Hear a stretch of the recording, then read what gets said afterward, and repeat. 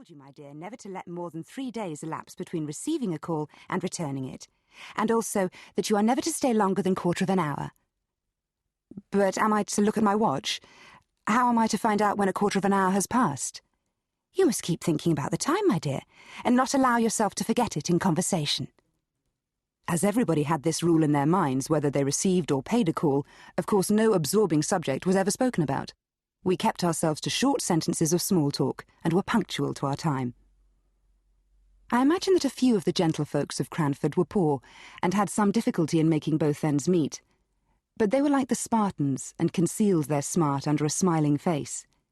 We none of us spoke of money, because that subject savoured of commerce and trade, and though some might be poor, we were all aristocratic.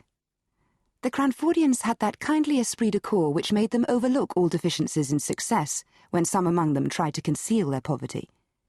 When Mrs. Forrester, for instance, gave a party in her baby house of a dwelling, and the little maiden disturbed the ladies on the sofa by a request that she might get the tea-tray out from underneath, everyone took this novel proceeding as the most natural thing in the world, and talked on about household forms and ceremonies, as if we all believed that our hostess had a regular servants' hall, second table with housekeeper and steward, instead of the one little charity school maiden whose short, ruddy arms could never have been strong enough to carry the tray upstairs if she'd not been assisted in private by her mistress, who now sat in state pretending not to know what cakes were sent up, though she knew, and we knew, and she knew that we knew, and we knew that she knew that we knew she had been busy all the morning making tea bread and sponge cakes.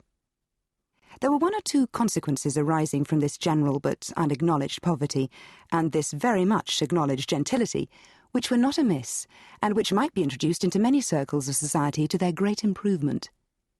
For instance, the inhabitants of Cranford kept early hours, and clattered home in their pattens under the guidance of a lantern-bearer about 9 o'clock at night, and the whole town was abed and asleep by 10:30.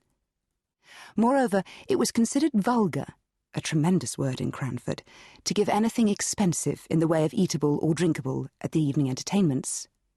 Wafer bread and butter and sponge biscuits were all that the Honourable Mrs. Jameson gave, and she was sister-in-law to the late Earl of Glenmire, although she did practise such elegant economy. Elegant economy. How naturally one falls back into the phraseology of Cranford.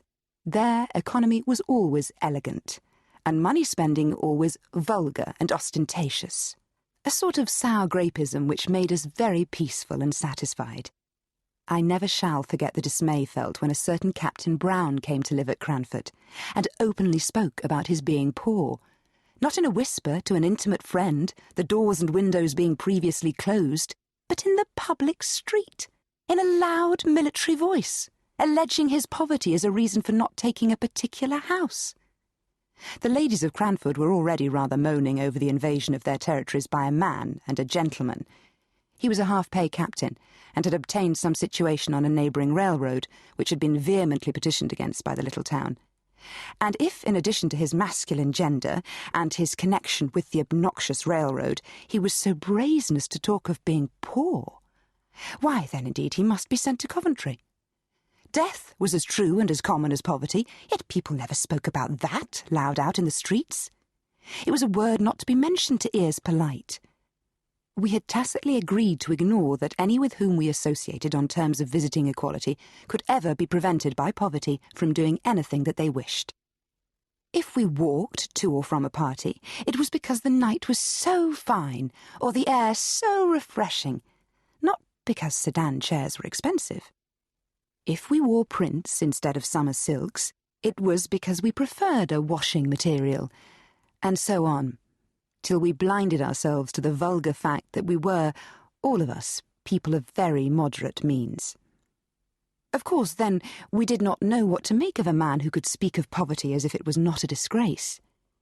Yet somehow Captain Brown made himself respected in Cranford, and was called upon, in spite of all resolutions to the contrary.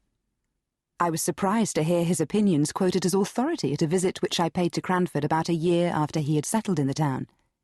My own friends had been among the bitterest opponents of any proposal to visit the captain and his daughters only 12 months before, and now he was even admitted in the tabooed hours before 12.